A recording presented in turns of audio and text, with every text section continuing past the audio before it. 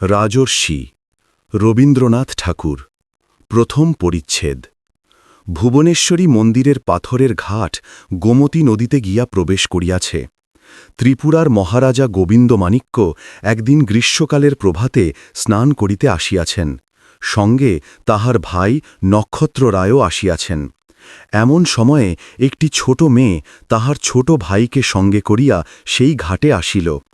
রাজার কাপড় টানিয়া জিজ্ঞাসা করিল, তুমি কে? রাজা ঈষৎ হাসিয়া বলিলেন, মা, আমি তোমার সন্তান। মেয়েটি বলিল, আমাকে পূজার ফুল পাড়িয়া দাও না। রাজা বলিলেন, আচ্ছা চলো। অনুচরগণ অস্থির হইয়া উঠিল। তাহারা কহিল, মহারাজ, আপনি কেন যাইবেন? আমরা পাড়িয়া দিতেছি। রাজা বলিলেন, না, আমাকে যখন বলিয়াছে আমিই পাড়িয়া দিব। রাজা সেই মেয়েটির মুখের দিকে চাহিয়া দেখিলেন। সেদিনকার বিমল উষার সঙ্গে তাহার মুখের সাদৃশ্য ছিল। রাজার হাত ধরিয়া যখন সে মন্দির সংলগ্ন ফুলবাগানে বেড়াইতেছিল, তখন চারিদিকের শুভ্র বেলফুলগুলির মতো তাহার ফুটফুটে মুখখানি হইতে যেন একটি বিমল সৌরভের ভাব উত্থিত হইয়া প্রভাতের কাননে ব্যাপ্ত হইতেছিল। ছোট ভাইটি দিদির কাপড় ধরিয়া দিদির সঙ্গে সঙ্গে বেড়াইতেছিল। সে কেবল একমাত্র দিদিকেই জানে। রাজার সঙ্গে তাহার বড় একটা ভাব হইল না। রাজা মেয়েটিকে জিজ্ঞাসা করিলেন, তোমার নাম কি মা? মেয়ে বলিল, হাসি। রাজা ছেলেটিকে জিজ্ঞাসা করিলেন, তোমার নাম কি? ছেলেটি বড় বড় চোখ মেলিয়া দিদির মুখের দিকে চাহিয়া রহিল, কিছু উত্তর করিল না। হাসি তাহার গায়ে হাত দিয়া কহিল, বল না ভাই, আমার নাম তাতা। ছেলেটি তাহার অতি ছোট দুইখানি ঠোঁট একটুখানি খুলিয়া গম্ভীরভাবে দিদির কথার প্রতিধ্বনির মতো বলিল, আমার নাম তাতা। বলিয়া দিদির কাপড় আরও শক্ত করিয়া ধরিল। হাসি রাজাকে বুঝাইয়া বলিল, ও কিনা ছেলে মানুষ, তাই ওকে সকলে তাতা বলে। ছোট ভাইটির দিকে মুখ ফিরাইয়া কহিল, আচ্ছা বলো দেখি মন্দির। ছেলেটি দিদির মুখের দিকে চাহিয়া কহিল, লদন্দন। হাসি হাসিয়া উঠিয়া কহিল, তাতা মন্দির বলতে পারে না, বলে লদন্দন। আচ্ছা বলো দেখি কড়াই। ছেলেটি গম্ভীর হইয়া বলিল, বলাই। হাসি আবার হাসিয়া উঠিয়া কহিল, তাতা আমাদের কড়াই বলতে পারে না, বলে বলাই। বলিয়া তাতাকে ধরিয়া চুমো খাইয়া খাইয়া অস্থির করিয়া দিল। তাতা সহসা দিদির এত হাসি ও এত আদরের কোনোই কারণ খুঁজিয়া পাইল না। সে কেবল মস্ত চোখ মেলিয়া চাহিয়া রহিল। বাস্তবিকই মন্দির এবং কড়াই শব্দ উচ্চারণ সম্বন্ধে তাঁতার সম্পূর্ণ ত্রুটি ছিল, ইহা অস্বীকার করা যায় না।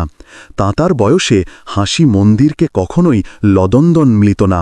সে মন্দিরকে বলতো পালু, আর সে কড়াইকে বলাই বলতো কিনা জানি না, কিন্তু কড়িকে বলতো ঘই।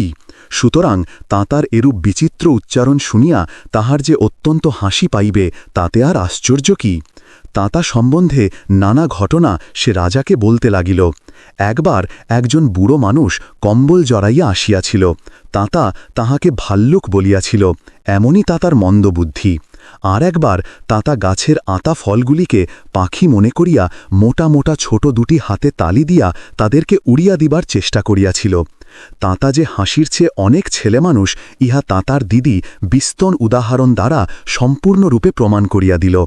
তাঁতা নিজের বুদ্ধির পরিচয়ের কথা সম্পূর্ণ অবিচলিত চিত্তে শুনিতেছিল। যতটুকু বুঝিতে পারিল তাতে ক্ষোভের কারণ কিছুই দেখিতে পাইল না। এই রূপে সেদিনকার সকালে ফুল তোলা শেষ হইল। ছোট মেয়েটির আঁচল ভরিয়া যখন ফুল দিলেন, তখন রাজার মনে হইল যেন তাহার পূজা শেষ হইল। এই দুইটি সরল প্রাণের স্নেহের দৃশ্য দেখিয়া এই পবিত্র হৃদয়ের আঁশ মিটাইয়া ফুল তুলিয়া দিয়া তাহার যেন দেব পূজার কাজ হইল। দ্বিতীয় পরিচ্ছেদ। তাহার পরদিন হইতে ঘুম ভাঙিলে সূর্য উঠিলেও রাজার প্রভাত হইত না। ছোট দুটি ভাই বোনের মুখ দেখিলে তবে তাহার প্রভাত হইত। প্রতিদিন তাহাদেরকে ফুল তুলিয়া দিয়া তবে তিনি স্নান করিতেন। দুই ভাই বোনে ঘাটে বসিয়া তাহার স্নান দেখিত। যেদিন সকালে এই দুটি ছেলেমেয়ে না আসিত, সেদিন তাহার সন্ধ্যা আহ্নিক যেন সম্পূর্ণ হইত না।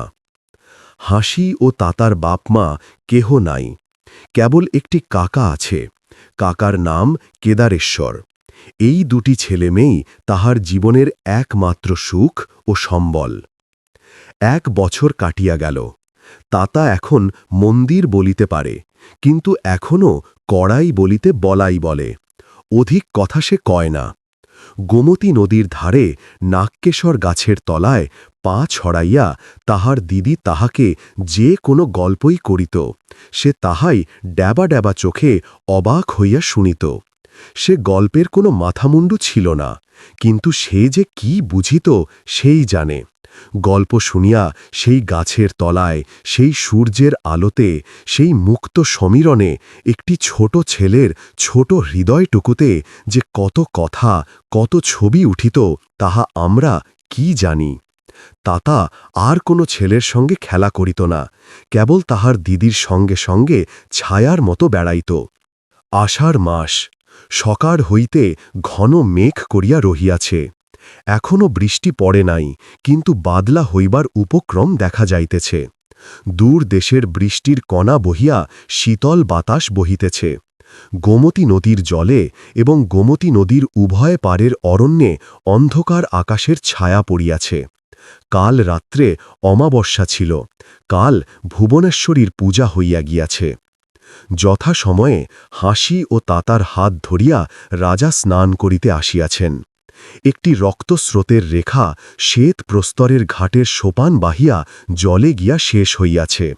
কাল রাত্রে যে 101 মহিষ বলি হইয়াছে, তাহারই রক্ত। হাসি সেই রক্তের রেখা দেখিয়া সহসা এক প্রকার সংকোচে সরিয়া গিয়া রাজাকে জিজ্ঞাসা করিল, এ কিসের দাগ বাবা? রাজা বলিলেন, রক্তের দাগ মা। সে কহিল, এত রক্ত কেন? এমন এক প্রকার কাতর স্বরে মেয়েটি জিজ্ঞাসা করিল, এত রক্ত কেন? যে রাজারও হৃদয়ের মধ্যে ক্রমাগত এই প্রশ্ন উঠিতে লাগিল, এত রক্ত কেন? তিনি সহসা শিহরিয়া উঠিলেন। বহুদিন ধরিয়া প্রতি বছর রক্তের স্রোত দেখিয়া আসিতেছেন। একটি ছোট মেয়ের প্রশ্ন শুনিয়া তাহার মনে উদিত হইতে লাগিল, এত রক্ত কেন? তিনি উত্তর দিতে ভুলিয়া গেলেন। অন্য মনে স্নান করিতে করিতে ওই প্রশ্নই ভাবিতে লাগিলেন। হাসি জলে আঁচল ভিজাইয়া সিঁড়িতে বসিয়া ধীরে ধীরে রক্তের রেখা মুছিতে লাগিল। তাহার দেখা দেখি ছোট হাত দুটি দিয়া তাতাও তাহাই করিতে লাগিল। হাসির আঁচলখানি রক্তে লাল হইয়া গেল। রাজার যখন স্নান হইয়া গেল, তখন 2 ভাই বোনে মিলিয়া রক্তের দাগ মুছিয়া ফেলিয়াছে। সেই দিন বাড়ি ফিরিয়া গিয়া হাসির জ্বর হইল। তাতা কাছে বসিয়া 2টি ছোট আঙুলে দিদির মৃত চোখের পাতা খুলিয়া দিবার চেষ্টা করিয়া মাঝে মাঝে ডাকিতেছে, দিদি। দিদি অমনি সচকিতে একটুখানি জাগিয়া উঠিতেছে। কি তাতা বলিয়া তাতাকে কাছে টানিয়া লইতেছে, আবার তাহার চোখ ঢুলিয়া পড়িতেছে। তাতা অনেকক্ষণ ধরিয়া চুপ করিয়া দিদির মুখের দিকে চাহিয়া থাকে, কোনো কথাই বলে না। অবশেষে অনেকক্ষণ পরে ধীরে ধীরে দিদির গলা জড়াইয়া ধরিয়া দিদির মুখের কাছে মুখ দিয়া আস্তে আস্তে বলিল, দিদি তুই উঠবি নে? হাসি চমকিয়া জাগিয়া তাতাকে বুকে চাপিয়া কহিল, কেন উঠব না ধন? কিন্তু দিদির উঠিবার আর সাধ্য নাই। তাতার ক্ষুদ্র হৃদয় যেন অত্যন্ত অন্ধকার হইয়া গেল। তাতার সমস্ত দিনের খেলাধুলা, আনন্দের আশা একেবারে ম্লান হইয়া গেল। আকাশ অত্যন্ত অন্ধকার, ঘরের চালের ওপর ক্রমাগতই বৃষ্টির শব্দ শোনা যাইতেছে। প্রাঙ্গণের তেঁতুল গাছ জলে ভিজছে, পথে পথিক নাই। কেদারেশ্বর একজন বৈদ্যকে সঙ্গে করিয়া আনিল। বৈদ্য নাড়ি টিপিয়া অবস্থা দেখিয়া ভালো বোধ করিল না। তাহার পরদিন স্নান করিতে আসিয়া রাজা দেখিলেন মন্দিরে 2টি ভাই বোন তাহার অপেক্ষায় বসিয়া নাই। মনে করিলেন এই ঘোর তরবর্ষায় তাহারা আসিতে পারে নাই। স্নান তর্পণ শেষ করিয়া শিবিকায় চড়িয়া বাহকদেরকে কেদারেশ্বরের কুটিরে যাইতে আজ্ঞা দিলেন। অনুচরেরা সকলে আশ্চর্য হইয়া গেল, কিন্তু রাজাজ্ঞার ওপরে আর কথা কহিতে পারিল না। রাজার শিবিকা প্রাঙ্গণে গিয়া পৌঁছিলে কুটিরে অত্যন্ত গোলযোগ পড়িয়া গেল। সে গোলমালে রোগের কথা সকলেই ভুলিয়া গেল। কেবল তাতা নড়িল না। সে অচেতন দিদির কোলের কাছে বসিয়া দিদির কাপড়ের এক প্রান্ত মুখের ভিতর পুরিয়া চুপ করিয়া চাহিয়া রহিল। রাজাকে ঘরে আসতে দেখিয়া তাতা জিজ্ঞাসা করিল, কি হয়েছে? উদ্বিগ্ন হৃদয়ে রাজা কিছুই উত্তর দিলেন না। তাতা ঘাড় নাড়িয়া নাড়িয়া আবার জিজ্ঞাসা করিল, দিদির নেগেছে? খুড়ো কেদারেশ্বর কিছু বিরক্ত হইয়া উত্তর দিল, হ্যাঁ, লেগেছে। অমনি তাতা দিদির কাছে গিয়া দিদির মুখ তুলিবার চেষ্টা করিয়া গলা জড়াইয়া জিজ্ঞাসা করিল, দিদি, তোমার কোথায় নেগেছে? মনের অভিপ্রায় এই যে সেই জায়গাটাতে ফু দিয়া হাত বুলাইয়া দিদির সমস্ত বেদনা দূর করিয়া দিবে। কিন্তু যখন দিদি কোনো উত্তর দিল না, তখন তাহার আর সহ্য হইল না। ছোট দুটি ঠোঁট উত্তরোত্তর ফুলিতে লাগিল, অভিমানে কাঁদিয়া উঠিল। কাল হইতে বসিয়া আছে, একটা কথা নাই কেন? তাতা কি করিয়াছে যে তাহার ওপর এত অনাদর? রাজার সম্মুখে তাতার এইরূপ ব্যবহার দেখিয়া কেদারেশ্বর অত্যন্ত শশব্যস্ত হইয়া উঠিল। সে বিরক্ত হইয়া তাতার হাত ধরিয়া অন্য ঘরে টানিয়া লইয়া গেল। তবুও দিদি কিছু বলিল না। রাজবৈদ্য আসিয়া সন্দেহ প্রকাশ করিয়া গেল। রাজা সন্ধ্যাবেলায় আবার হাসিকে দেখিতে আসিলেন। তখন বালিকা প্রলাপ বকছে, বলিতেছে, মাগো, এত রক্ত কেন? রাজা কহিলেন, মা, এ রক্তস্রোত আমি নিবারণ করিব। বালিকা বলিল, আয় ভাই তাত, আমরা দুজনে এ রক্ত মুছে ফেলি। রাজা কহিলেন, আয় মা, আমিও মুছি। সন্ধ্যার কিছু পরেই হাসি একবার চোখ খুলিয়াছিল। একবার চারিদিকে চাহিয়া কাহাকে যেন খুঁজিল। তখন তাতা অন্য ঘরে কাঁদিয়া কাঁদিয়া ঘুমাইয়া পড়িয়াছে। কাহাকে যেন না দেখিতে পাইয়া হাসি চোখ বুঝিল। চক্ষু আর খুলিল না। রাত্রি দ্বিপ্রহরের সময় রাজার কোলে হাসির মৃত্যু হইল। হাসিকে যখন চিরদিনের জন্য কুটির হইতে লইয়া গেল, তখন তাতা অজ্ঞান হইয়া ঘুমাইতেছিল। সে যদি জানিতে পাইত, তবে সেও বুঝি দিদির সঙ্গে সঙ্গে ছোট ছায়াটার মতো চলিয়া যাইত। তৃতীয় পরিচ্ছেদ। রাজার সভা বসিয়াছে। ভুবনেশ্বরী দেবী মন্দিরের পুরোহিত কার্যবশত রাজদর্শনে আসিয়াছেন। পুরোহিতের নাম রঘুপতি। এ দেশে পুরোহিতকে চোন্তাই বলিয়া থাকে।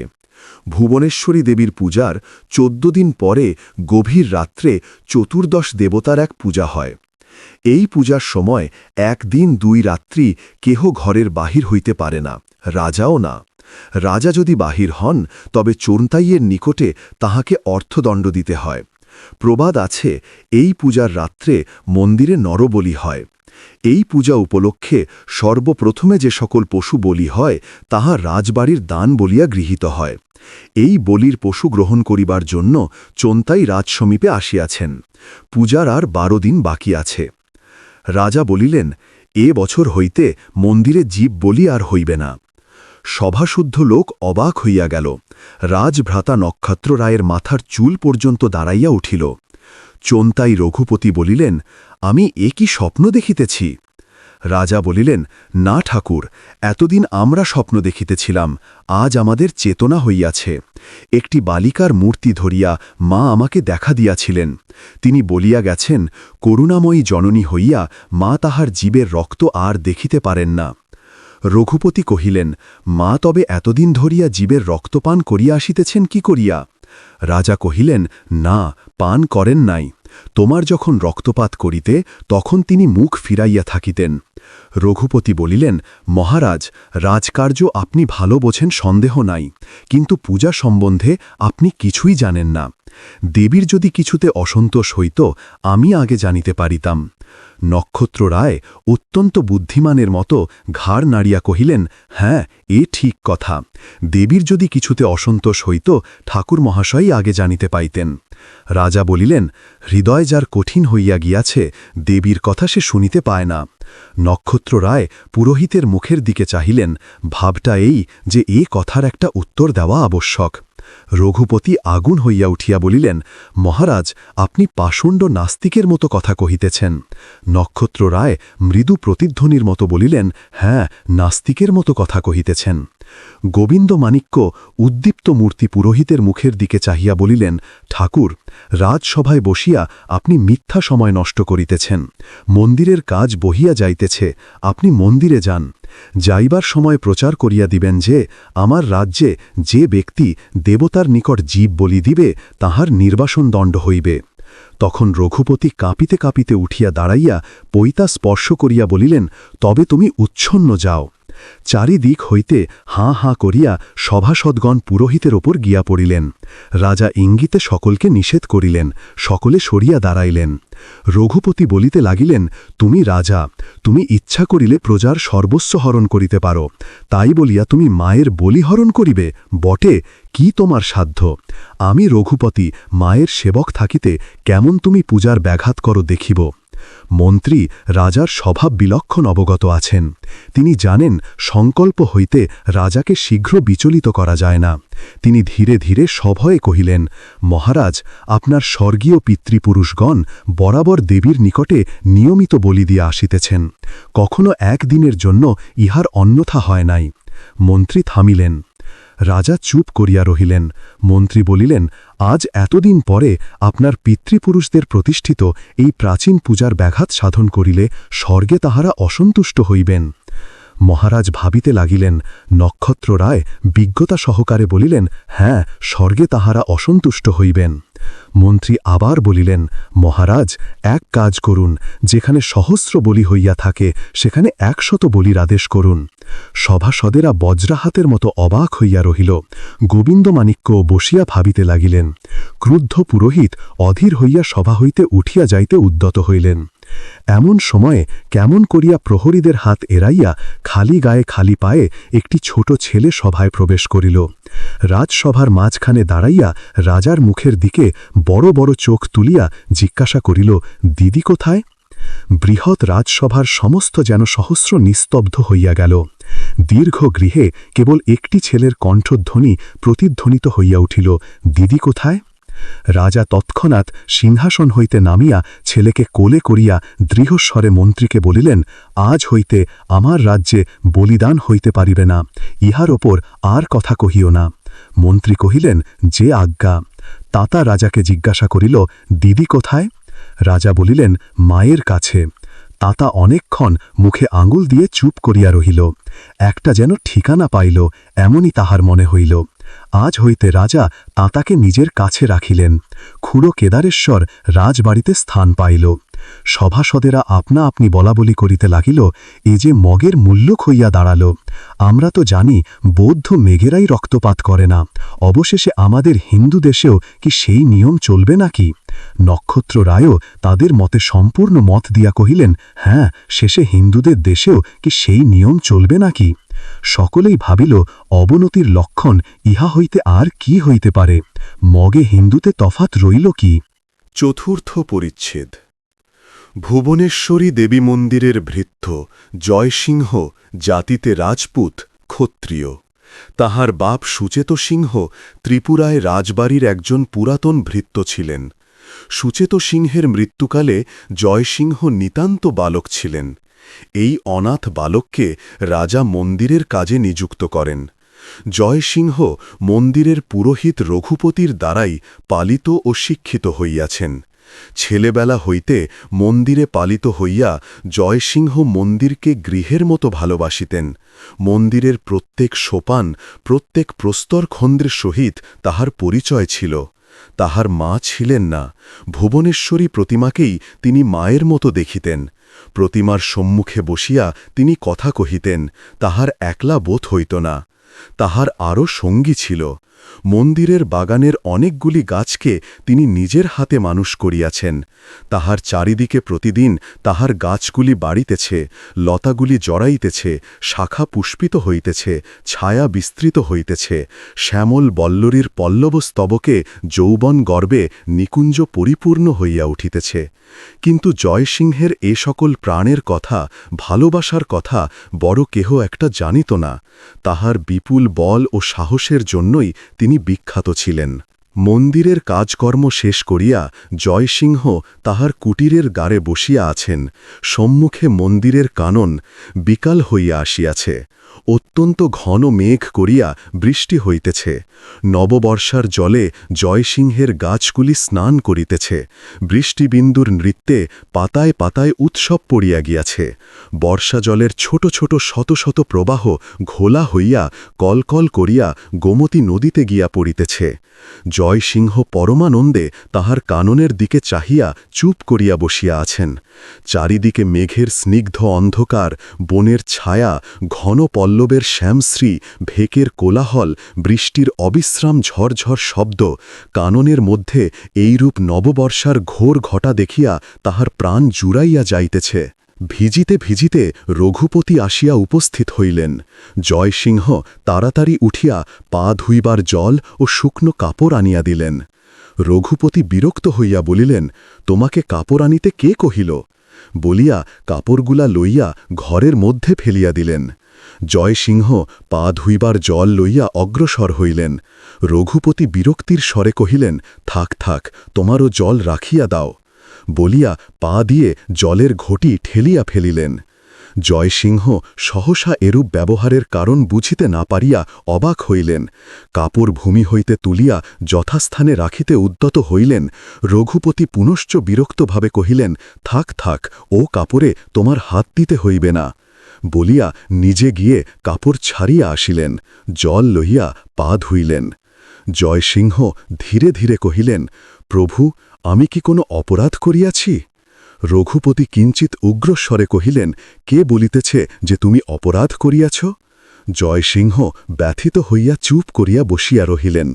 রঘুপতি অস্থিরভাবে কুটিরের দাওয়ায় বেড়াইতে লাগিলেন। এই রূপে রাত্রি অনেক হইল, ক্রমাগত বৃষ্টি পড়িতে লাগিল। অবশেষে রঘুপতি জয়সিংহের পিঠে হাত দিয়া কোমল স্বরে কহিলেন, বৎস, শয়ন করিতে যাও, রাত্রি অনেক হইল। জয়সিংহ রঘুপতির স্নেহের স্বরে বিচলিত হইয়া কহিলেন, প্রভু, আগে শয়ন করিতে যান, তারপরে আমি যাইব। রঘুপতি কহিলেন, আমার বিলম্ব আছে। দেখো পুত্র, তোমার প্রতি আমি আজ কঠোর ব্যবহার করিয়াছি, কিছু মনে করিও না। আমার মন ভালো ছিল না। সবিশেষ বৃত্তান্ত তোমাকে কাল প্রভাতে বলিব, আজ তুমি শয়ন করোগে। জয়সিংহ কহিলেন, যে আজ্ঞা। বলিয়া শয়ন করিতে গেলেন। রঘুপতি সমস্ত রাত বেড়াইতে লাগিলেন। প্রভাতে জয়সিংহ গুরুকে প্রণাম করিয়া দাঁড়াইলেন। রঘুপতি কহিলেন, জয়সিং, মায়ের বলি বন্ধ হইয়াছে। জয়সিংহ বিস্মিত হইয়া কহিলেন, সে কি কথা প্রভু? রঘুপতি, রাজার এইরূপ আদেশ। জয়সিংহ, কোন রাজার? রঘুপতি বিরক্ত হইয়া কহিলেন, এখানে রাজা আবার কয় গণ্ডা আছে? মহারাজ গোবিন্দ মাণিক্য আদেশ করিয়াছেন, মন্দিরে জীব বলি হইতে পারিবে না। জয়সিংহ, নরবলি? আহ, কি উৎপাত! আমি বলিতেছি জীব বলি, তুমি শুনিতেছ নরবলি। জয়সিংহ, কোনো জীব বলিই হইতে পারিবে না? না। মহারাজ গোবিন্দ মাণিক্য এইরূপ আদেশ করিয়াছেন? হাঁ গো, এক কথা কতবার বলিব? জয়সিংহ অনেকক্ষণ কিছুই বলিলেন না, কেবল আপন মনে বলতে লাগিলেন, মহারাজ গোবিন্দ মাণিক্য। গোবিন্দ মাণিক্যকে জয়সিংহ ছেলেবেলা হইতে দেবতা বলিয়া জানিতেন। আকাশের পূর্ণচন্দ্রের প্রতি শিশুদের যেমন এক প্রকার আসক্তি আছে, গোবিন্দ মাণিক্যের প্রতি জয়সিংহের সেইরূপ মনের ভাব ছিল। গোবিন্দ মাণিক্যের প্রশান্ত সুন্দর মুখ দেখিয়া জয়সিংহ প্রাণ বিসর্জন করিতে পারতেন। রঘুপতি কহিলেন, ইহার একটা তো প্রতিবিধান করিতে হইবে। জয়সিংহ কহিলেন, তা অবশ্য, আমি মহারাজের কাছে যাই, তাহাকে মিনতি করিয়া বলি। রঘুপতি, সে চেষ্টা বৃথা।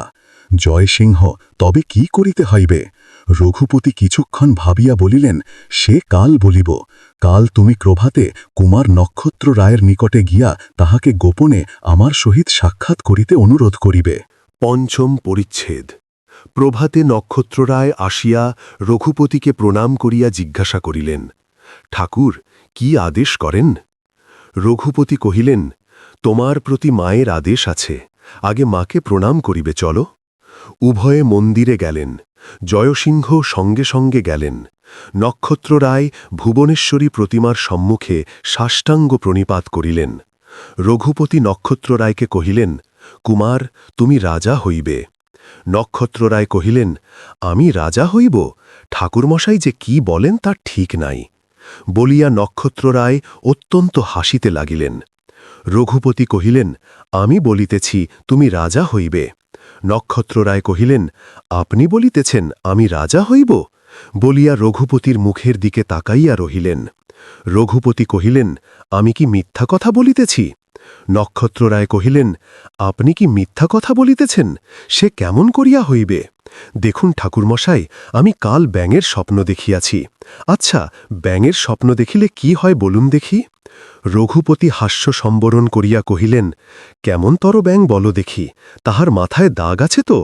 নক্ষত্ররায় সগর্বে কহিলেন, তাহার মাথায় দাগ আছে বই কি, দাগ না থাকিলে চলিবে কেন? রঘুপতি কহিলেন, বটে, তবে তো তোমার রাজটিকা লাভ হইবে। নক্ষত্ররায় কহিলেন, তবে আমার রাজটিকা লাভ হইবে? আপনি বলিতেছেন আমার রাজটিকা লাভ হইবে? আর যদি না হয়? রঘুপতি কহিলেন, আমার কথা ব্যর্থ হইবে, বল কি? নক্ষত্ররায় কহিলেন, না না, সে কথা হইতেছে না। আপনি কিনা বলিতেছেন আমার রাজটিকা লাভ হইবে? মনে করুন, যদিই না হয়? দৈবাত কি এমন হয় না যে? রঘুপতি কহিলেন, না না, ইহার অন্যথা হইবে না। নক্ষত্ররায়, ইহার অন্যথা হইবে না? আপনি বলিতেছেন ইহার অন্যথা হইবে না? দেখুন ঠাকুরমশাই, আমি রাজা হলে আপনাকে মন্ত্রী করিব। রঘুপতি, মন্ত্রিত্বের পদে আমি পদাঘাত করি। নক্ষত্ররায় উদারভাবে কহিলেন, আচ্ছা, জয়সিংহকে মন্ত্রী করিব। রঘুপতি কহিলেন, সে কথা পরে হইবে। রাজা হইবার আগে কি করিতে হইবে সেটা শোনো আগে। মা রাজ রক্ত দেখিতে চান, স্বপ্নে আমার প্রতি এই আদেশ হইয়াছে। নক্ষত্ররায় কহিলেন, মা রাজ রক্ত দেখিতে চান, স্বপ্নে আপনার প্রতি এই আদেশ হইয়াছে, এ তো বেশ কথা। রঘুপতি কহিলেন, তোমাকে গোবিন্দ মাণিক্যের রক্ত আনিতে হইবে। নক্ষত্ররায় খানিকটা হাঁ করিয়া রহিলেন। এ কথাটা তত বেশ বলিয়া মনে হইল না। রঘুপতি তীব্র স্বরে কহিলেন, সহসা ভ্রাতৃস্নেহের উদয় হইল নাকি? নক্ষত্ররায় কাষ্ঠ হাসি হাসিয়া বলিলেন, হা হা, ভ্রাতৃস্নেহ! ঠাকুরমশাই বেশ বলিলেন, যা হোক, ভ্রাতৃস্নেহ! এমন মজার কথা, এমন হাসিবার কথা যেন আর হয় না। ভ্রাতৃস্নেহ, কি লজ্জার বিষয়! কিন্তু অন্তর্যামী জানেন, নক্ষত্ররায়ের প্রাণের ভিতরে ভ্রাতৃস্নেহ জাগিতেছে, তা হাসিয়া উড়াইবার জো নাই। রঘুপতি কহিলেন, তা হইলে কি করিবে বলো? নক্ষত্ররায় কহিলেন, কি করিব বলুন? রঘুপতি, কথাটা ভালো করিয়া শোনো, তোমাকে গোবিন্দ মাণিক্যের রক্ত মায়ের দর্শনার্থ আনিতে হইবে। নক্ষত্ররায় মন্ত্রের মতো বলিয়া গেলেন, গোবিন্দ মাণিক্যের রক্ত মায়ের দর্শনার্থ আনিতে হইবে। রঘুপতি নিতান্ত ঘৃণার সহিত বলিয়া উঠিলেন, না, তোমার দ্বারা কিছু হইবে না। নক্ষত্ররায় কহিলেন, কেন হইবে না? যাহা বলিবেন তাহাই হইবে, আপনি তো আদেশ করিতেছেন। হাঁ, আমি আদেশ করিতেছি। নক্ষত্ররায়, কি আদেশ করিতেছেন? রঘুপতি বিরক্ত হইয়া কহিলেন, মায়ের ইচ্ছা, তিনি রাজ রক্ত দর্শন করিবেন। তুমি গোবিন্দ মাণিক্যের রক্ত দেখাইয়া তাহার ইচ্ছা পূর্ণ করিবে, এই আমার আদেশ। নক্ষত্ররায়, আমি আজি গিয়া ফতে খাঁকে এই কাজে নিযুক্ত করিব। না না, আর কোনো লোককে ইহার বিন্দু বিসর্গ জানাইও না, কেবল জয়সিংহকে তোমার সাহায্যে নিযুক্ত করিব। কাল প্রাতে আসিও, কি উপায়ে এ কার্য সাধন করিতে হবে কাল বলিব। নক্ষত্ররায় রঘুপতির হাত এড়াইয়া বাঁচিলেন, যত শীঘ্র পারিলেন বাহির হইয়া গেলেন। ষষ্ঠ পরিচ্ছেদ। নক্ষত্ররায় চলিয়া গেলে জয়সিংহ কহিলেন, গুরুদেব, এমন ভয়ানক কথা কখনো শুনি নাই। আপনি মায়ের সম্মুখে মায়ের নাম করিয়া ভাইকে দিয়া ভ্রাতৃহত্যার প্রস্তাব করিলেন, আর আমাকে তাই দাঁড়াইয়া শুনিতে হইল। রঘুপতি বলিলেন, আর কি উপায় আছে বলো? জয়সিংহ কহিলেন, উপায়? কিসের উপায়?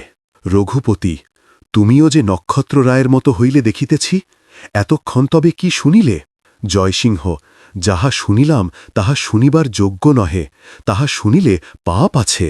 রঘুপতি, পাপ পুণ্যের তুমি কি বোঝো? জয়সিংহ, এতকাল আপনার কাছে শিক্ষা পাইলাম, পাপ পুণ্যের কিছুই বুঝি নাকি? রঘুপতি, সোনা বৎস, তোমাকে তবে আর এক শিক্ষা দিই, পাপ পুণ্য কিছুই নাই। কেই বা পিতা, কেই বা ভ্রাতা, কেই বা কে? হত্যা যদি পাপ হয় তো সকল হত্যাই সমান। কিন্তু কে বলে হত্যা পাপ? হত্যা তো প্রতিদিনই হইতেছে, কেহ বা মাথায় একখণ্ড পাথর পড়িয়া হত হইতেছে, কেহ বান্নায় ভাসিয়া গিয়া হত হইতেছে, কেহ বা মড়কের মুখে পড়িয়া হত হইতেছে, কেহ বা মনুষ্যের ছুরিকাঘাতে হত হইতেছে।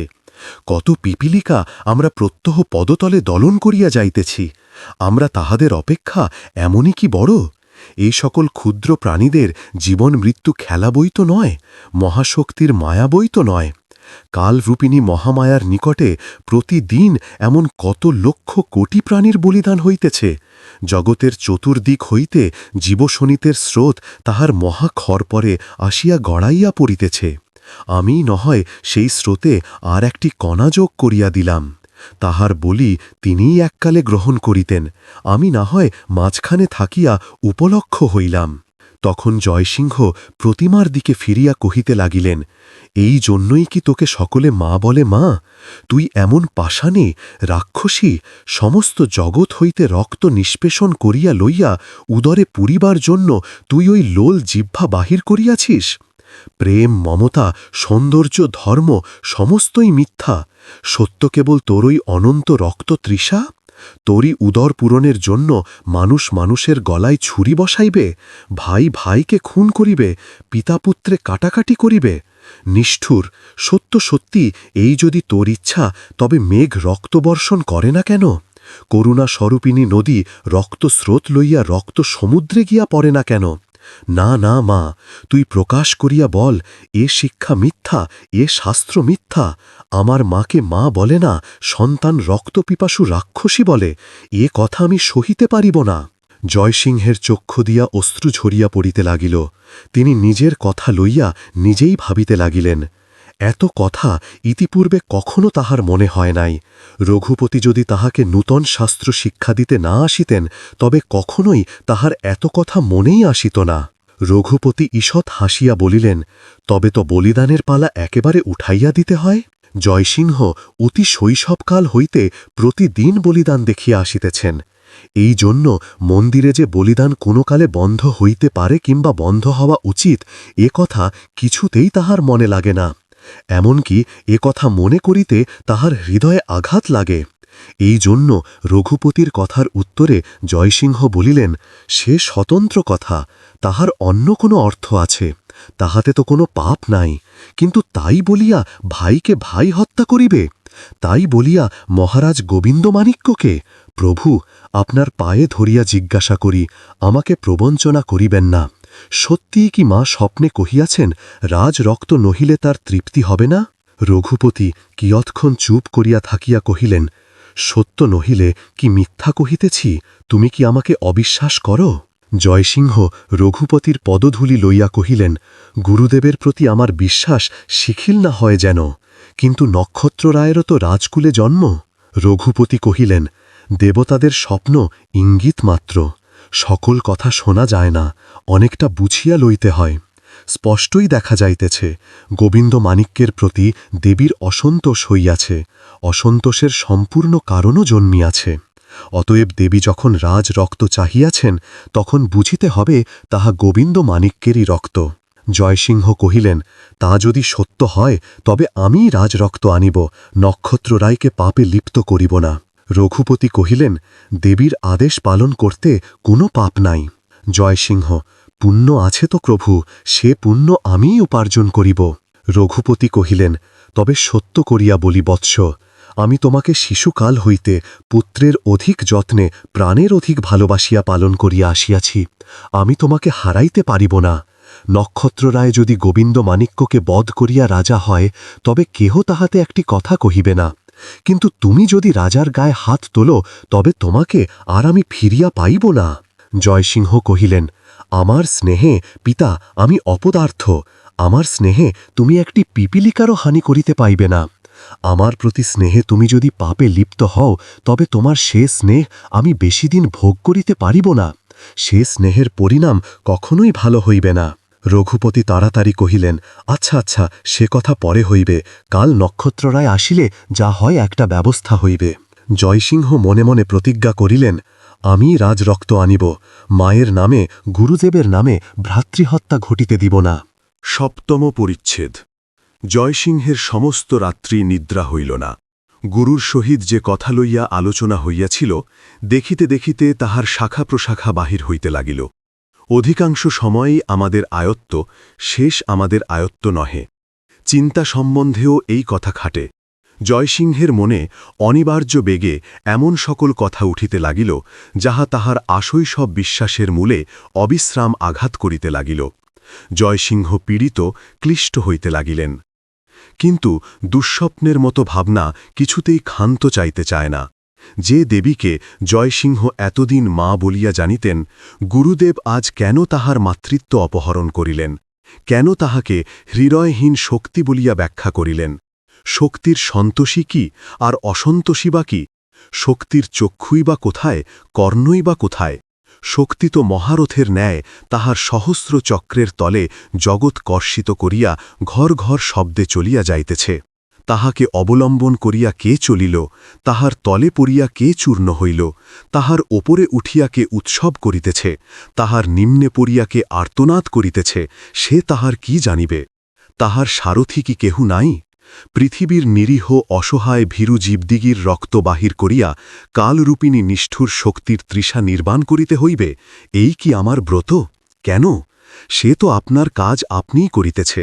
তাহার দুর্ভিক্ষ আছে, বন্যা আছে, ভূমিকম্প আছে, জরা মারি অগ্নিদাহ আছে, নির্দয় মানবহৃদয় স্থিত হিংসা আছে। ক্ষুদ্র আমাকে তাহার আবশ্যক কি? তাহার পরদিন যে প্রভাত হইল, তাহা অতি মনোহর প্রভাত। বৃষ্টি শেষ হইয়াছে, পূর্বদিকে মেঘ নাই, সূর্য কিরণ যেন বর্ষার জলে ধৌত ও স্নিগ্ধ। বৃষ্টিবিন্দু ও সূর্য কিরণে 10 দিক ঝলমল করিতেছে। শুভ্র আনন্দ প্রভা আকাশে প্রান্তরে, অরণ্যে, নদীস্রোতে বিকশিত শ্বেত শতদলের ন্যায় পরিস্ফুট হইয়া উঠিয়াছে। নীল আকাশে চিল ভাসিয়া যাইতেছে। ইন্দ্রধনুর তোরণের নিচে দিয়া বকের শ্রেণী উড়িয়া চলিয়াছে। কাঠ বিড়ালিরা গাছে গাছে ছুটাছুটি করিতেছে। 2-1টি অতি ভীরু খরগোশ সচকিতে ঝোপের ভিতর হইতে বাহির হইয়া আবার আড়াল খুঁজিতেছে। ছাগল শিশুরা অতি দুর্গম পাহাড়ে উঠিয়া ঘাস ছিঁড়িয়া খাইতেছে। গরুগুলি আজ মনের আনন্দে মাঠময় ছড়িয়া পড়িয়াছে। রাখাল গান ধরিয়াছে। কলসকক্ষ মায়ের আঁচল ধরিয়া আজ ছেলেমেয়েরা বাহির হইয়াছে। বৃদ্ধ পূজার জন্য ফুল তুলিতেছে। স্নানের জন্য নদীতে আজ অনেক লোক সমবেত হইয়াছে। কলকল সরে তাহারা গল্প করিতেছে। নদীর কলধ্বনিরও বিরাম নাই। আষাঢ়ের প্রভাতে এই জীবময়ী আনন্দময়ী ধরণীর দিকে চাহিয়া দীর্ঘ নিঃশ্বাস ফেলিয়া জয়সিংহ মন্দিরে প্রবেশ করিলেন। জয়সিংহ প্রতিমার দিকে চাহিয়া জড় হাসতে কহিলেন, কেন মা, আজ এমন অপ্রসন্ন কেন? একদিন তোমার জীবের রক্ত তুমি দেখিতে পাও নাই বলিয়া এত ভ্রুকুটি। আমাদের হৃদয়ের মধ্যে চাহিয়া দেখো, ভক্তির কি কিছু অভাব দেখিতেছ? ভক্তের হৃদয় পেলেই কি তোমার তৃপ্তি হয় না? নিরপরাধের শোণিত চাই?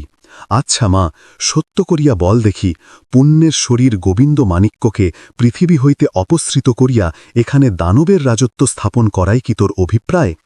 রাজরক্ত কি নিতান্তই চাই? তোর মুখের উত্তর না শুনিলে আমি কখনোই রাজহত্যা ঘটিতে দিব না। আমি ব্যাঘাত করিব। বল, হাঁ কি না? সহসা বিজন মন্দিরে শব্দ উঠিল, হাঁ। জয়সিংহ চমকিয়া পশ্চাতে চাহিয়া দেখিলেন, কাহাকেও দেখিতে পাইলেন না। মনে হইল যেন ছায়ার মতো কি একটা কাঁপিয়া গেল। স্বর শুনিয়া প্রথমেই তাহার মনে হইয়াছিল যেন তার গুরুর কণ্ঠস্বর। পরে মনে করিলেন, মা তাহাকে তার গুরুর কণ্ঠস্বরেই আদেশ করিলেন, এহাই সম্ভব। তাহার গাত্র রোমাঞ্চিত হইয়া উঠিল। তিনি প্রতিমাকে ভূমিষ্ঠ প্রণাম করিয়া সশাস্ত্রে বাহির হইয়া পড়িলেন। রাজা প্রাসাদে ফিরিয়া আসিলেন। 8ম পরিচ্ছেদ। গোমতী নদীর দক্ষিণ দিকের এক স্থানের পাড় অতিশয় উচ্চ। বর্ষার ধারা ও ছোট ছোট স্রোত এই উন্নত ভূমিকে নানা গুহা গহ্বরে বিভক্ত করিয়া ফেলিয়াছে। ইহার কিছু দূরে প্রায় অর্ধচন্দ্রাকারে বড় বড় শাল ও গাম্ভারী গাছে এই শতধাবিদীর্ণ ভূমিখণ্ডকে ঘিরিয়া রাখিয়াছে। কিন্তু মাঝখানের এই জমিটুকুর মধ্যে বড় গাছ একটিও নাই। কেবল স্থানে স্থানে ঢিপির ওপর ছোট ছোট শালগাছ বাড়িতে পড়িতেছে না, বাঁকিয়া কালো হইয়া পড়িয়াছে। বিস্তর পাথর ছড়ানো 1 হাত 2 হাত প্রশস্ত ছোট ছোট জলস্রোত কত শত আঁকাবাঁকা পথে ঘুরিয়া ঘুরিয়া মিলিয়া বিভক্ত হইয়া নদীতে গিয়া পড়িতেছে। এই স্থান অতি নির্জন, এখানকার আকাশ গাছের দ্বারা অবরুদ্ধ নহে। এখান হইতে গোমতী নদী এবং তাহার পরপারের বিচিত্র বর্ণ শস্যক্ষেত্র সকল অনেক দূর পর্যন্ত দেখা যায়। প্রতিদিন প্রাতে রাজা গোবিন্দমাণিক্য এইখানে বেড়াইতে আসিতেন, সঙ্গে একটি সঙ্গী বা একটি অনুচরও আসিত না। জেলেরা কখনো কখনো গোমতীতে মাছ ধরিতে আসিয়া দূর হইতে দেখিতে পাইত তাহাদের সৌম্য মূর্তি রাজা যোগীর ন্যায় স্থিরভাবে চক্ষু মুদ্রিত করিয়া বসিয়া আছেন। তাহার মুখে প্রভাতের জ্যোতি কি তাহার আত্মার জ্যোতি বোঝা যাইত না। আজকাল বর্ষার দিনে প্রতিদিন এখানে আসিতে পারিতেন না, কিন্তু বর্ষা উপশমে যেদিন আসিতেন সেদিন ছোট তাতাকে সঙ্গে করিয়া আনিতেন। তাতাকে আর তাতা বলিতে ইচ্ছা করে না, একমাত্র যাহার মুখে তাতা সম্বোধন মানাইত সে তো আর নাই। পাঠকের কাছে তাতা শব্দের কোনো অর্থই নাই, কিন্তু হাসি যখন সকালবেলায় শাল বনে দুষ্টুমি করিয়া শাল গাছের আড়ালে লুকালিয়া তাহার সুমিষ্ট তীক্ষ্ণ স্বরে তাতা বলিয়া ডাকিত এবং তাহার উত্তরে গাছে গাছে দোয়েল ডাকিয়া উঠিত, দূর কানন হইতে প্রতিধ্বনি ফিরিয়া আসিত, তখন সেই তাতা শব্দ অর্থে পরিপূর্ণ হইয়া কানন ব্যাপ্ত করিত। তখন সেই তাতা সম্বোধন একটি বালিকার ক্ষুদ্র হৃদয়ের অতি কোমল স্নেহনীর পরিত্যাগ করিয়া পাখির মতো স্বর্গের দিকে উড়িয়া যাইত। তখন সেই একটি স্নেহসিক্ত মধুর সম্বোধন প্রভাতের সমদয় পাখির গান লুটিয়া লইত। প্রভাত প্রকৃতির আনন্দময় সৌন্দর্যের সহিত একটি ক্ষুদ্র বালিকার আনন্দময় স্নেহের ঐক্য দেখাইয়া দিত। এখন সে বালিকা নাই, বালকটি আছে, কিন্তু তাতা নাই। বালকটি এ সংসারের সহস্র লোকের, সহস্র বিষয়ের, কিন্তু তাতা কেবলমাত্র সেই বালিকারই। মহারাজ গোবিন্দমাণিক্য এই বালককে ধ্রুব বলিয়া ডাকিতেন, আমরাও তাহাই বলিয়া ডাকিব। মহারাজ পূর্বে একা গোমতী তীরে আসিতেন, এখন ধ্রুবকে সঙ্গে করিয়া আনেন। তাহার পবিত্র সরল মুখচ্ছবিতে তিনি দেবলোকের ছায়া দেখিতে পান। মধ্যাহ্নে সংসারের আবর্তের মধ্যে রাজা যখন প্রবেশ করেন, তখন বৃদ্ধ বিজ্ঞ মন্ত্রীরা তাহাকে ঘিরিয়া দাঁড়ায়, তাহাকে পরামর্শ দেয়। আর প্রভাত হইলে একটি শিশু তাহাকে সংসারের বাইরে লইয়া আসে। তাহার বড় বড় দুটি নীরব চক্ষুর সসমুখে বিষয়ের সহস্র কুটিলতা সংকুচিত হইয়া যায়। শিশুর হাত ধরিয়া রাজা বিশ্বজগতের মধ্যবর্তী অনন্তের দিকে প্রসারিত একটি উদার সরল বিস্তৃত রাজপথে গিয়া দাঁড়ান। সেখানে অনন্ত সুনীল আকাশচন্দ্রাতপের নিম্নস্থিত বিশ্বব্রহ্মাণ্ডের মহাসভা দেখিতে পাওয়া যায়। সেখানে ভূলোক, ভূবরলোক, স্বরলোক, সপ্তলোকের সঙ্গীতের আভাস শোনা যায়। সেখানে সরল পথে সকলই সরল সহজ শোভন বলিয়া বোধ হয়। কেবলই অগ্রসর হইতে উৎসাহ হয়, উৎকট ভাবনা চিন্তা অসুখ অশান্তি দূর হইয়া যায়। মহারাজ সেই প্রভাতে নির্জনে বনের মধ্যে নদীর তীরে মুক্ত আকাশে একটি শিশুর প্রেমে নিমগ্ন হইয়া অসীম প্রেম সমুদ্রের পথ দেখিতে পান। গোবিন্দমাণিক্য ধ্রুবকে কোলে করিয়া লইয়া তাহাকে ধ্রুবপাখ্যান শোনাইতেছেন। সে যে বড় একটা কিছু বুঝিতেছে তা নহে, কিন্তু রাজার ইচ্ছা ধ্রুবের মুখে আধো আধো স্বরে এই ধ্রুবপাখ্যান আবার ফিরিয়া শুনেন। গল্প শুনিতে শুনিতে ধ্রুব বলিল, আমি বনে যাব। রাজা বলিলেন, কি করতে বনে যাবে? ধ্রুব বলিল, হরিকে দেখতে যাব। রাজা বলিলেন, আমরা তো বনে এসেছি, হরিকে দেখতে এসেছি। ধ্রুব, হরি কোথায়? রাজা, এখানেই আছেন। ধ্রুব কহিল, দিদি কোথায়? বলিয়া উঠিয়া দাঁড়াইয়া পিছনে চাহিয়া দেখিল, তাহার মনে হইল দিদি যেন আগের মতো পিছন হইতে সহসা তাহার চোখ টিপিবার জন্য আসিতেছে। কাউকে না পাইয়া ঘাড় নামাইয়া চোখ তুলিয়া জিজ্ঞাসা করিল, দিদি কোথায়? রাজা কহিলেন, হরি তোমার দিদিকে ডেকে নিয়েছেন। ধ্রুব কহিল, হরি কোথায়? রাজা কহিলেন, তাকে ডাকো বৎস, তোমাকে সেই যে শ্লোক শিখিয়ে দিয়েছিলাম সেইটে বলো। ধ্রুব দুলিয়া দুলিয়া বলিতে লাগিল, হরি তোমায় ডাকি বালক একাকী, আধার অরণ্যে ধাই হে, গহন তিমিরে নয়নের নীরে পথ খুঁজে নাহি পাই হে। সদা মনে হয় কি করি কি করি, কখন আসিবে কাল বিভাবরী, তাই ভয়ে মরি ডাকি হরি হরি, হরি বিনা কেহ নাই হে। নয়নের জল হবে না বিফল, তোমায় সবে বলে ভক্ত বৎসল, সেই আশা মনে করেছি সম্বল, বেঁচে আছি আমি তাই হে। আধারেতে জাগে তোমার আখি তারা, তোমার ভক্ত কবু হয় না পথহারা। ধ্রুব তোমায় চাহে, তুমি ধ্রুব তারা, আর কার পানে চাই হে। রয়ে লয়ে ডয়ে দয়ে উলটপালট করিয়া, অর্ধেক কথা মুখের মধ্যে রেখিয়া, অর্ধেক কথা উচ্চারণ করিয়া, ধ্রুব দুলিয়া দুলিয়া সুধাময় কণ্ঠে এই শ্লোক পাঠ করিল। শুনিয়া রাজার প্রাণ আনন্দে নিমগ্ন হইয়া গেল। প্রভাত দ্বিগুণ মধুর হইয়া উঠিল। চারিদিকে নদী কানল তরুলতা হাসিতে লাগিল। কনক সুধাসিক্ত নীলাকাশে তিনি কাহার অনুপম সুন্দর সহহাস্য মুখচ্ছবি দেখিতে পাইলেন। ধ্রুব যেমন তাহার কোলে বসিয়া আছে, তাহাকেও তেমনি কে যেন বাহু পাশের মধ্যে কোলের মধ্যে তুলিয়া লইল। তিনি আপনাকে, আপনার চারিদিকের সকলকে, বিশ্ব চরাচরকে কাহার কোলের অপর দেখিতে পাইলেন। তাহার আনন্দ ও প্রেম সূর্য কিরণের ন্যায় 10 দিকে বিকিরিত হইয়া আকাশ পূর্ণ করিল। এমন সময় সশস্ত্র জয়সিংহ গুহাপথ দিয়া সহসা রাজার সম্মুখে আসিয়া উঠিতেন। রাজা তাহাকে 2 হাত বাড়াইয়া দিলেন, কহিলেন, এসো জয়সিংহ, এসো। রাজা তখন শিশুর সাথে মিশিয়া শিশু হইয়াছেন, তাহার রাজমর্যাদা কোথায়। জয়সিংহ রাজাকে ভূমিষ্ঠ হইয়া প্রণাম করিলেন, কহিলেন, মহারাজ, এক নিবেদন আছে। রাজা কহিলেন, কি বলো। জয়সিংহ, মা আপনার প্রতি অপ্রসন্ন হইয়াছেন। রাজা, কেন, আমি তার অসন্তোষের কাজ কি করিয়াছি। জয়সিংহ, মহারাজ বলি বন্ধ করিয়া দেবীর পূজার ব্যাঘাত করিয়াছেন। রাজা বলিয়া উঠিলেন, কেন জয়সিংহ, কেন এ হিংসার লালসা। মাতৃক্রোধে সন্তানের রক্তপাত করিয়া তুমি মাকে প্রসন্ন করতে চাও। জয়সিংহ ধীরে ধীরে রাজার পায়ের কাছে বসিলেন। ধ্রুব তাহার তলোয়ার লইয়া খেলা করিতে লাগিল। জয়সিংহ কহিলেন, কেন মহারাজ, শাস্ত্রে তো বলিদানের ব্যবস্থা আছে। রাজা কহিলেন, শাস্ত্রের যথার্থ বিধি কেই বা পালন করে। আপনার প্রবৃত্তি অনুসারে সকলেই শাস্ত্রের ব্যাখ্যা করিয়া থাকে। যখন দেবীর সামনে বলির সকর্দম রক্ত সর্বাঙ্গে রাখিয়া সকলে উৎকট চিৎকারে ভীষণ উল্লাসে প্রাঙ্গণে নৃত্য করিতে থাকে, তখন কি তারা মায়ের পূজা করে, না নিজের হৃদয়ের মধ্যে যে হিংসা রাক্ষসী আছে সেই রাক্ষসীটার পূজা করে। হিংসার নিকটে বলিদান দেওয়া শাস্ত্রের বিধি নহে, হিংসাকে বলি দেওয়াই শাস্ত্রের বিধি। জয়সিংহ অনেকক্ষণ চুপ করিয়া রহিলেন। কল্ল রাত্রি হইতে তাহার মনেও এমন অনেক কথা তোলপাড় হইয়াছে। অবশেষে বলিলেন, আমি মায়ের সম্মুখে শুনিয়াছি, এ বিষয়ে আর কোনো সংশয় থাকিতে পারে না। তিনি স্বয়ং বলিয়াছেন, তিনি মহারাজের রক্ত চান।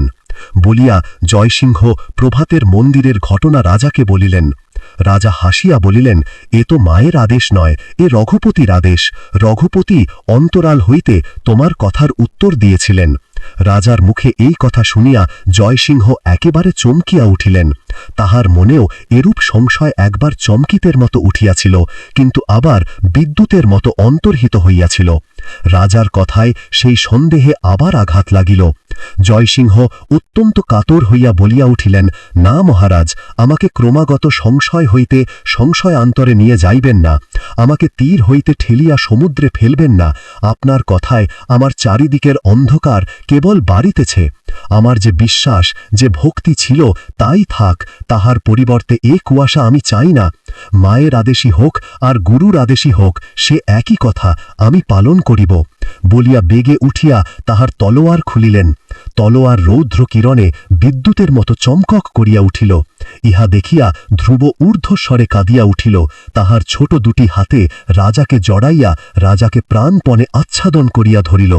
রাজা জয়সিংহের প্রতি লক্ষ্য না করিয়া ধ্রুবকেই বক্ষে চাপিয়া ধরিলেন। জয়সিংহ তলোয়ার দূরে ফেলিয়া দিলেন। ধ্রুবের পিঠে হাত বুলাইয়া বলিলেন, কোনো ভয় নেই বৎস, কোনো ভয় নেই। আমি এই চলিলাম, তুমি ওই মহৎ আশ্রয়ে থাকো, ওই বিশাল বক্ষে বিরাজ করো, তোমাকে কেহ বিচ্ছিন্ন করিবে না। বলিয়া রাজাকে প্রণাম করিয়া প্রস্থান করতে উদ্যত হইলেন। সহসা আবার কি ভাবিয়া ফিরিয়া কহিলেন, মহারাজকে সাবধান করিয়া দি, আপনার ভ্রাতা নক্ষত্র রায় আপনার বিনাশের পরামর্শ করিয়াছেন। 29 আষাঢ় চতুর্দশ দেবতার পূজার রাত্রে আপনি সতর্ক থাকিবেন। রাজা হাসিয়া কহিলেন, নক্ষত্র কোনো মতেই আমাকে বধ করিতে পারিবে না, সে আমাকে ভালোবাসে। জয়সিংহ বিদায় হইয়া গেলেন।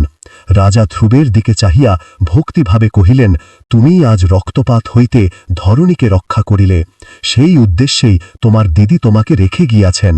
বলিয়া ধ্রুবের অশ্রুসিক্ত দুটি কপল মুছাইয়া দিলেন। ধ্রুব গম্ভীর মুখে কহিল, দিদি কোথায়?